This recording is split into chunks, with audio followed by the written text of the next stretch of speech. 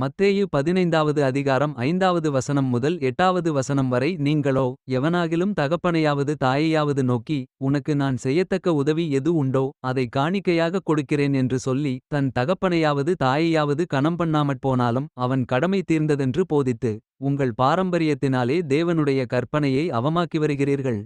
மாயக்காரரே, உங்களைக் குறித்து, இந்த ஜனங்கள் தங்கள் வாயினால் என்னிடத்தில் சேர்ந்து தங்கள் உதடுகளினால் என்னை கனம்பண்ணுகிறார்கள், அவர்கள் இருதயமோ எனக்கு தூரமாய் விலகியிருக்கிறது. Matthew chapter 15 verses 5 to 8. But ye say, whosoever shall say to his father or his mother, it is a gift, by whatsoever thou mightest be profited by me, and honor not his father or his mother, he shall be free.